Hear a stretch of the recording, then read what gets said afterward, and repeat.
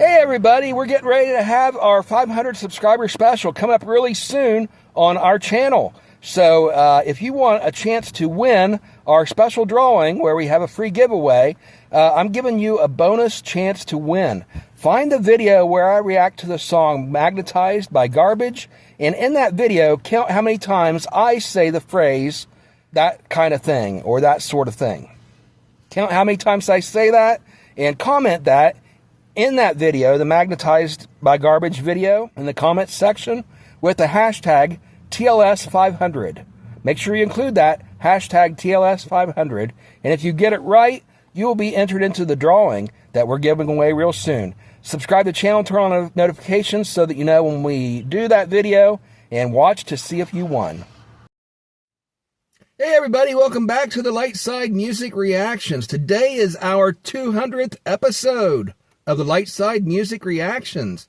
And to celebrate that, I'm going to do the same thing I did for the 100th episode. I reacted to one of the songs from my band, Krusade. Today, we're reacting to the song Surprise, which is the third single from our third album called Contact. The album was released in 2005 on Godflower Records. And this song that I'm reacting to today, Surprise, is one that the lead guitar, or rhythm guitarist for the band, wrote. And I also sang the lead vocals on this track. And so let's go ahead and check this out, and I'm going to stop it and analyze it and tell you a little bit of background about the song, how I got the inspiration for it, what exactly the words mean, and talk about some of the music in it and my bandmates and how we recorded it, some of the stuff like that. So hopefully you guys find this interesting. This is my band, Krusade, spelled with a K, singing the song Surprise.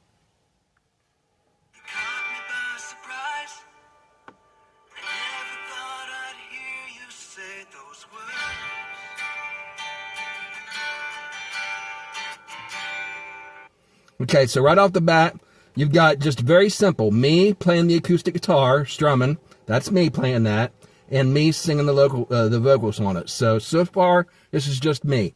You caught me by surprise. I never thought I'd hear you say those words. Okay, so this song, actually, the opening for this song, the part that I'm playing there acoustic before the band comes in, I'd actually written a couple years earlier. And when we were recording our second album, self-titled Krusade, we were in the studio, and we were just wrapping up things, and I was just kind of playing along with that song, and I didn't have the whole thing written yet. And I was just goofing off with it in the studio, and the guy that produced it for us, Brian, he heard that, and he's like, man, that sounds really cool. He said, why don't you put that song on the CD? And I was like, well, it's not done yet. You know, all I have is that first verse. And so he really enjoyed it, and so he talked us into just doing that one verse, me playing the acoustic guitar and singing it raw. And we used it as a hidden track on the end of that recording. So what we ended up doing is a few years later, when we came out with our CD Contact, we went ahead and recorded the full version of the song with the full band that I had written in the meantime. But this first section you're going to hear is our studio actually recording full length the whole song. And so the lyrics here, you caught me by surprise. I never thought I'd hear you say those words. Now let's go ahead and get back into it.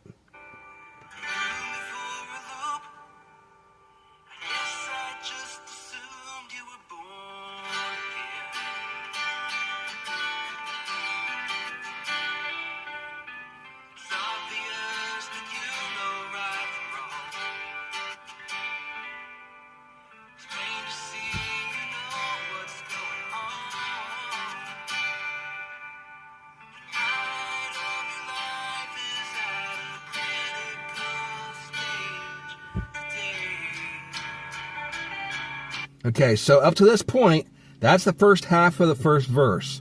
This is all that I had written when we originally recorded that raw track for the hidden track on our Krusade CD. Now, the lyrics here, you caught me by surprise. Oh, by the way, you've got me playing the acoustic guitar, and then either Travis or Joel, I'm not sure which one, playing the lead guitar there, the electric, that da-da-da-da-da. Na na na na na na na na. Other than that, it's all me. And then you got slowly right there at the end, you start to hear the drums building up and they're coming in. But anyway, the lyrics, once again, you caught me by surprise. I never thought I'd hear you say those words. You threw me for a loop. I guess I just assumed you were born again. And so the story behind this song is where it came from is I was having a conversation with somebody that was real close to me, somebody that I'd known for a while, and it was really important in my life. And this person told me, I don't know if I'm a Christian or not. I don't know if I believe or not. And it really threw me for a loop. As I said here in the song, I was like, what? Are you kidding me? He said, I was like, I always just assumed that you were a Christian, that you were born again. And my friend was like, well, yeah, I believe I am, but I'm not sure. I'm questioning my faith, sort of thing. And so it was a really eye-opening thing for me, for this friend to come up and tell me this, to confide that into me. Probably hadn't told anybody else that. And so it inspired this song. And of course, I didn't want to go into details and get too specific to kind of, embarrass a person and reveal who they were. The person ended up being offended later on when I told that they were the inspiration for this song. It's like, well, I'm a Christian, I believe. And so the person came around and actually it helped to affirm their faith. But I was like, the song basically, it's not 100% biographical. As I get farther into the song, it goes off onto a tangent that really has nothing to do with that person. But that was just the basic inspiration for what made me come up with the idea for this song. So I guess it threw me for a loop. I guess I just assumed you were born again. It's obvious that you know right from wrong. It's plain to see you know what's going on. The fight of your life is at a critical stage today. And in the original version and the hidden track, the music just fades off. I strum on the word today.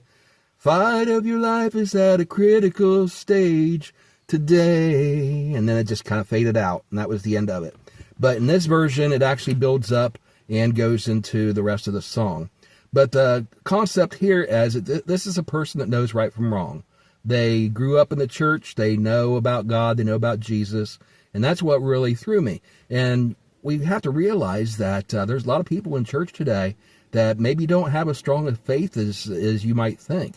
There's a lot of people that go through the motions. They go to church, maybe even active in the church. Sometimes even church leaders. And they really don't have a strong faith.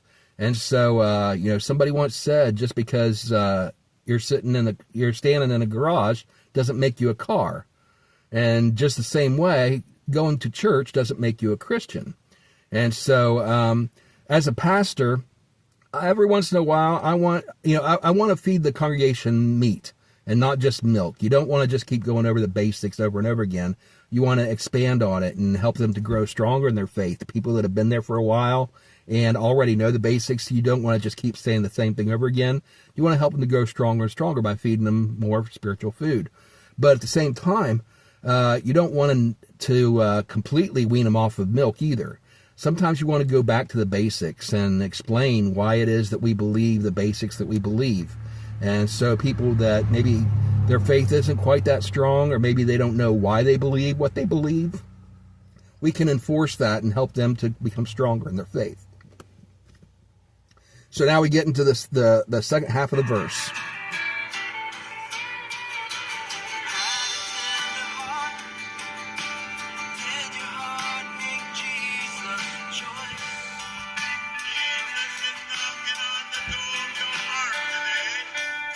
Okay, you had a tender heart, but did your heart make Jesus your choice? There's a lot of people in this world that you would classify and consider to be good people, but that doesn't cut it. As I've said many times as a Christian, when I get to heaven and Jesus asks, why should I let you in the door? I can't say to him it's because I'm a good person, because I'm not.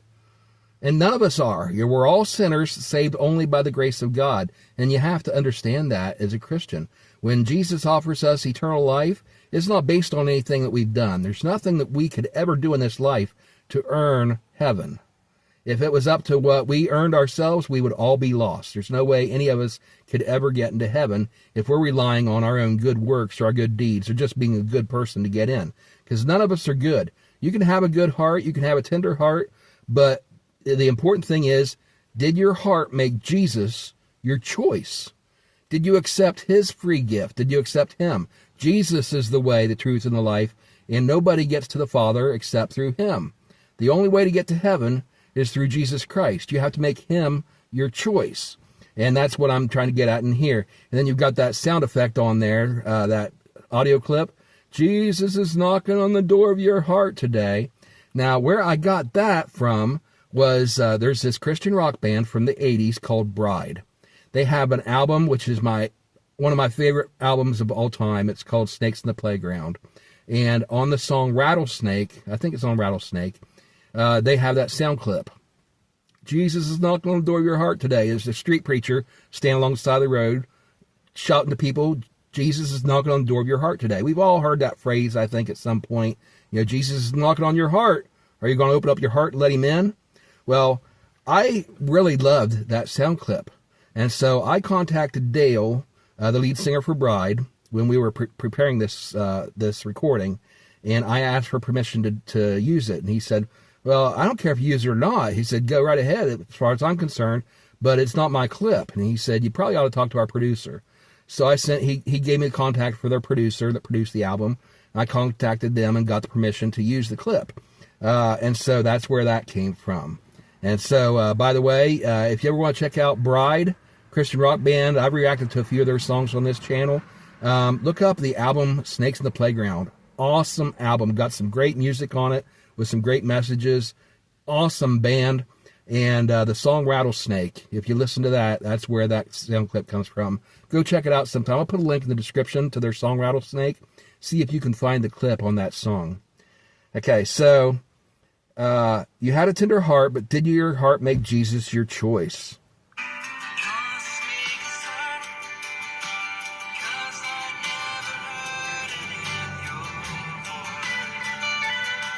It causes me concern because I never heard it in your voice.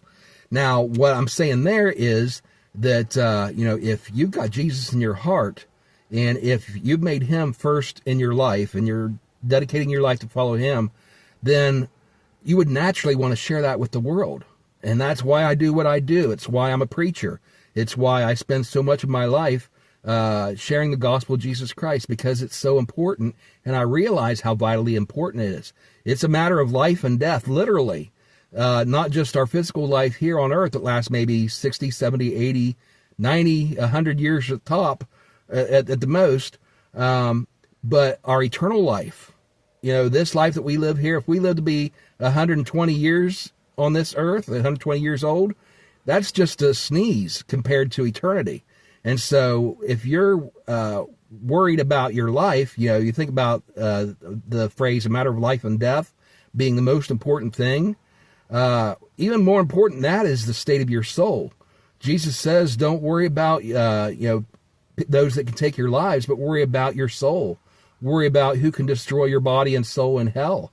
And so give your faith to God and worry about your eternal soul, and not just your life on this earth. If you're just worried about your life, then, you may be asked to give up your life in order to save your soul.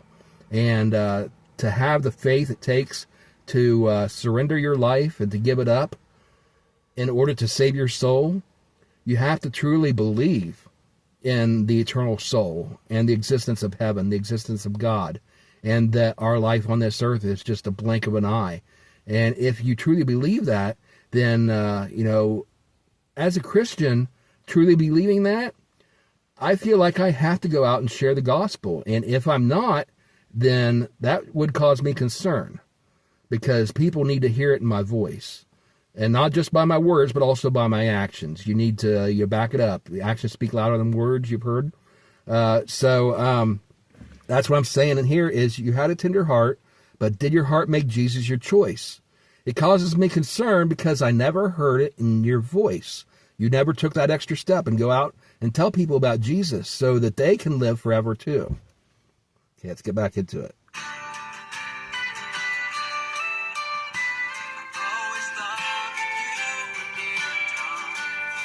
I always thought that you were near the top. Never thought I'd see the day you'd stop.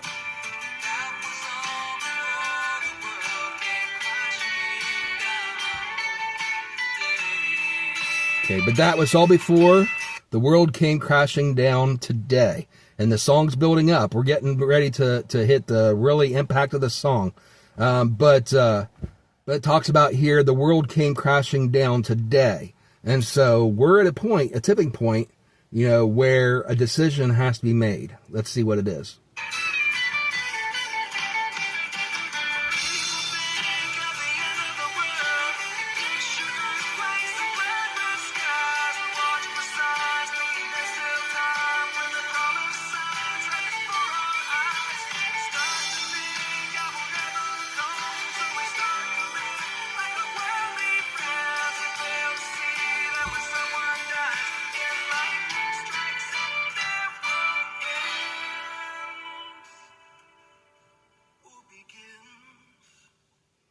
All right.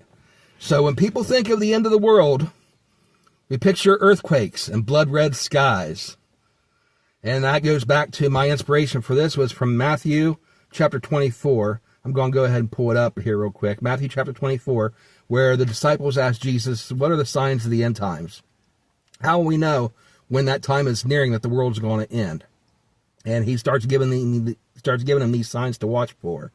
And he says, people will come in my name and say, I'm the Messiah.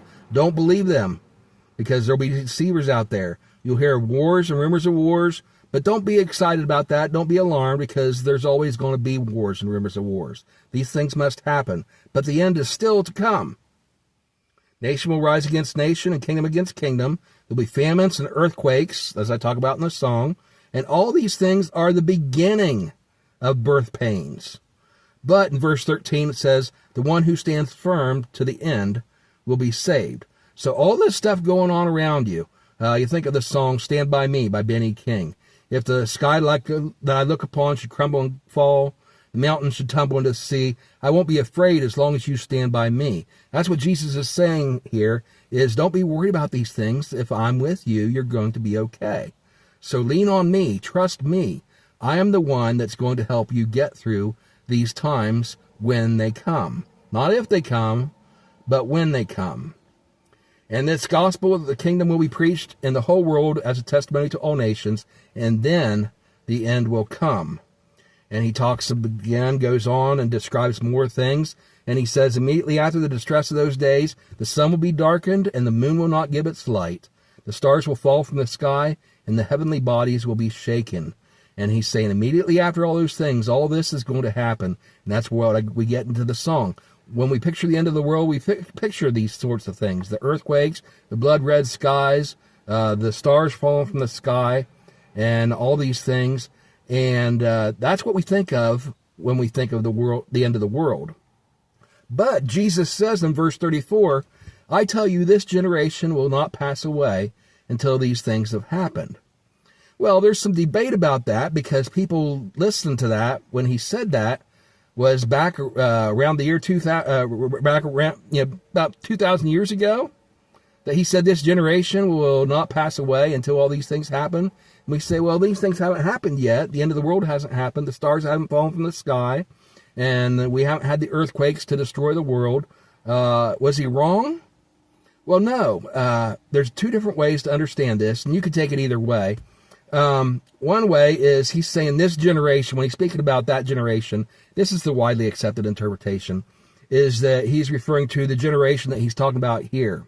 When you have the wars, rumors of the wars, and all these things that he's described so far, that generation is the one he's talking about. That generation will not pass away until all these things happen. So in other words, from the start of where these things happen that he's describing to the end, it's going to be quick. It may be a long time between his time when he was telling them this and when that all happens. But when it does start to happen, it's going to happen bang, bang, bang real quick. There's another interpretation also. This generation will not pass away until all these things have happened. And of course, of that day and hour, no one knows, he says in verse 36. Not even the angels in heaven nor the Son, but only the Father. So we need to keep watch, be prepared. But I looked it up. Approximately 150,000 people die in the world today, every day. Every day, approximately 150,000 people die in the world. And so for each one of those persons, when they breathe their last, the end has come. Jesus has returned for them. It's done. It's over with. If I were to breathe my last right now and just you give up the spirit and my body would die, the very next instant, Jesus would return for me, from my perspective. Now, from the rest of the world, rest of the world's going to keep going on. But every time somebody dies, their world ends. Or as I say in this song, or begins. And I'll get to that in a second. But, this number's, of course, fluid. It fluctuates. But approximately 150,000 people die every day in the world. And so when they die, that's it.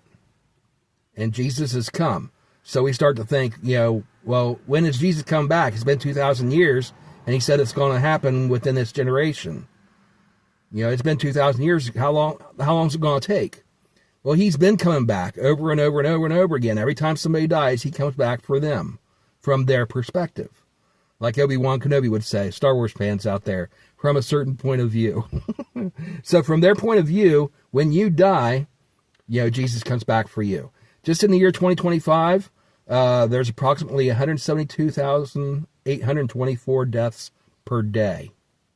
Every day, 172,824 in the year 2025. That's according to worldpopulationreview.com. All right, so basically, when we think of the end of the world, we picture the earthquakes and blood red skies and all this kind of crazy chaos going on around us. We don't realize that whenever anybody dies, for them, their world ends or begins. See, if you have eternal life in Jesus Christ, as I said earlier, this life that we're living here is just a blink of an eye. It's just an instant compared to eternity. And so for them, their world isn't ending, but it's just beginning. And that's what I wish for each of you. If you don't know Jesus, I want you to get to know him. And I want you to have that eternal life that you can find only through him, and to live with me and Jesus and all of our loved ones that have gone on before, to live on forever in heaven. And that's what it's all about. Okay, so let's go ahead and get back into and close out the song. And so here I'm describing in the song, we picture all these things, and we're forgetting the true importance of looking forward to Jesus' return, that when we die, for us, he has returned. Okay, now here's the closing of the song.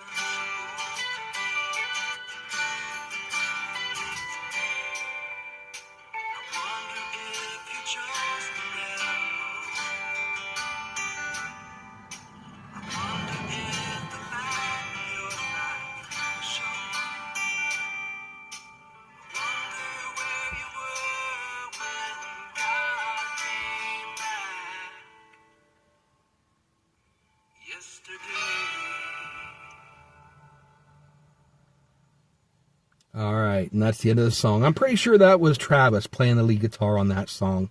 That sounds like his guitar playing. But anyway, the lyrics here, we were only kids. We all had our whole lives ahead to live. And so many times we live like that, especially when we're younger. We think, I'm young, I've got my whole life ahead of me. We feel invincible. We feel like we can go out and be daredevils, and we don't realize how short life really is. When you get older, time seems to start going faster, and it starts catching up with you, and you realize just how fleeting life on this earth really is.